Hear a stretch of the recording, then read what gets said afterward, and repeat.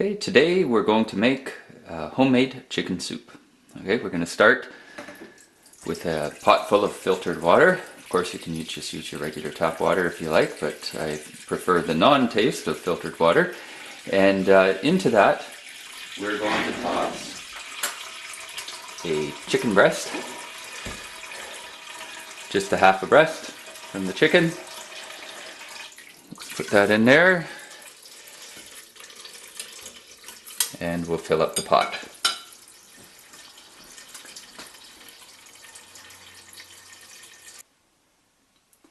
At this point, you don't actually want to overfill the pot, so about 3/4 is good because there's going to be some bubbling and frothing, and you want to put it on the stove as we have here and put your burner on high.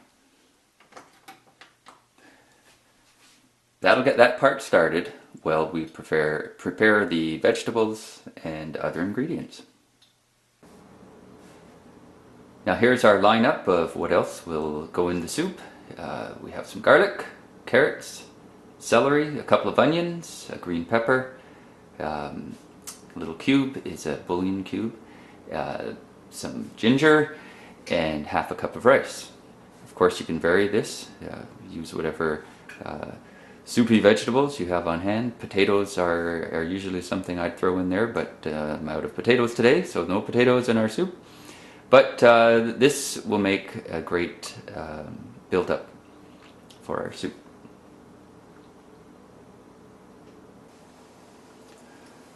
Our soup is starting to heat up. We're going to add the rice right now so that it has time to cook. Rice takes a long time. Not much longer than the vegetables, so we'll put those in later. Here we have our washed and cleaned vegetables. The carrots have been peeled, the tips and ends have been cut off, the onions have been prepared. Celery, again, chop off the ends, wash it up. You don't have to remove the leaves. The leaves actually go great in a soup and a celery, so don't just limit yourself to the stalks. You know, pepper's been cut and seeded, the garlic cloves have been prepared for cutting, and the ginger's ready.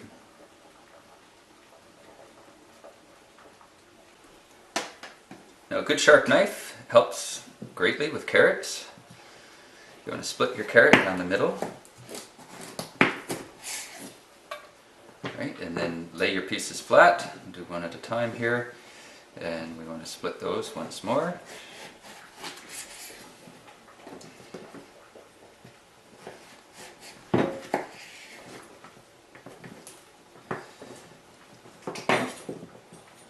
And then essentially just dice it up. You can put your vegetables in a bowl to the side as they're prepared in preparation for putting them into the soup. Now with an onion, cut your onion in half, put the flat parts down, and like kind of a pie wedge shape, you're going to slice around.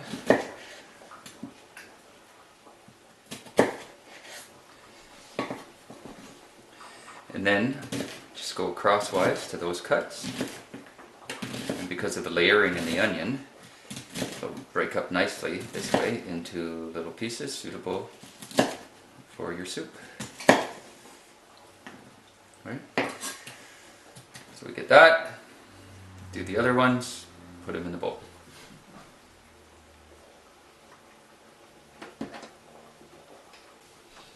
Okay, for thin pieces of celery like this, I'm just going to dice them, or I should say slice them along. But you may want to split your celery if you have larger pieces.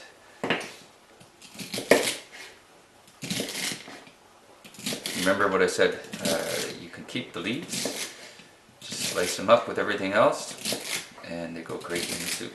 Totally editable, or edible, I suppose. I said that wrong. Finish that off and put her in the bowl. Now the ginger is very tough. You just want it in there for flavor. We're actually going to remove it from the soup at the end. So you don't want to chop it up into little pieces because you'll be fishing out all the pieces. But just to put it in as one big lump, you're not going to get the optimum use of it. What you want to do is make some slices into it without cutting through it. And this will allow water to flow into the cracks and give it more surface area to release flavor into the soup, I suppose is the way to describe that. So just kind of give it that sliced up aspect, and you're ready to throw that into the soup. And our peppers, basically, we'll do a quarter of it quickly here. You're going to put it into slices like so, and then dices like so. Alright, just do that with the rest of the pepper, and you're ready to go. Now, in my opinion, when you're dealing with your garlic, you just basically want to dice it up as finely as possible to spread that nice garlic flavor throughout the soup. We'll cut it in half, lay the flat pieces down, and then basically just attack it. Make it nice and fine. Do this for each garlic clove. How many of these you want to put in is up to you. I'm putting in 4. You can scrape whatever's on the knife off the knife and go at it again. So nice and fine. And we have some cool garlic flavor. Now here's our completed bowl of vegetables ready to go into the soup, and let's take a look at how the first part of our soup on the stove is doing. Okay, so our rice and our chicken have been cooking, and this particular rice has got a wild rice mix in it, so it lends a sort of a reddish tone to the soup. But we can also see that our water has been boiling away, so we're going to add water. As many cups as you need. That's not enough. I'll keep doing this. We want to get that pot back up to a little bit more than 3/4 full. Actually, before I do that, adding all that water, we'll add the vegetables, and then we'll know how much water we actually need. And lo and behold, we don't need any more than those 2 cups I just put in. Okay. So, of course, this whole Eureka displacement thing that was discovered years ago takes effect. Okay, so what we want to do now, if it's been long enough, and I think it may have been, we're going to take the chicken out, and we're going to take the skin off and chop up the chicken while the vegetables start to cook.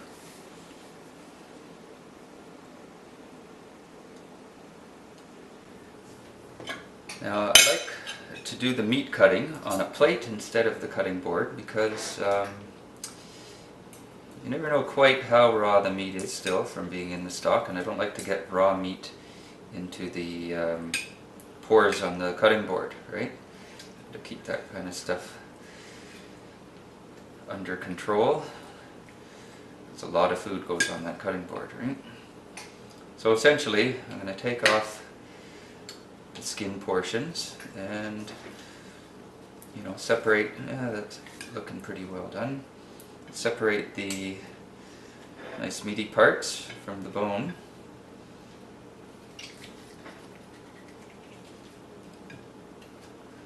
And then once we have the meat we want to keep, we'll get rid of the debris and we'll dice up the meat.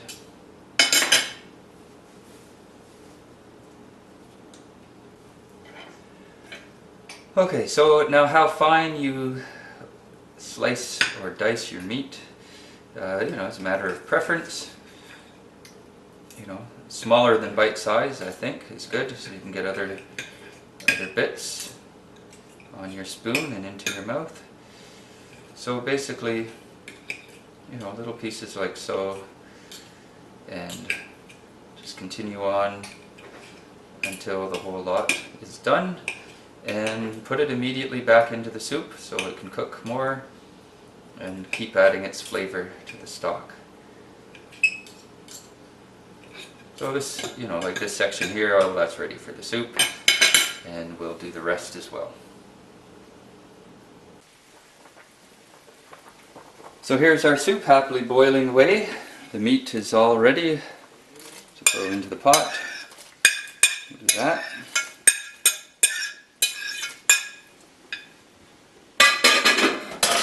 And as well, we have our bouillon cube. Break that up into little pieces, throw that in. Adds that much more flavor to the stock of the soup. And essentially at this point, you're going to let her boil for 10-15 more minutes. Make sure that meat is well done and give the vegetables time to soften up. At the end of it all, you're going to take out that piece of ginger, because it may look like a potato, but it's not, and you might give somebody a surprise in their bowl if you leave it in there. But essentially, soup's almost done.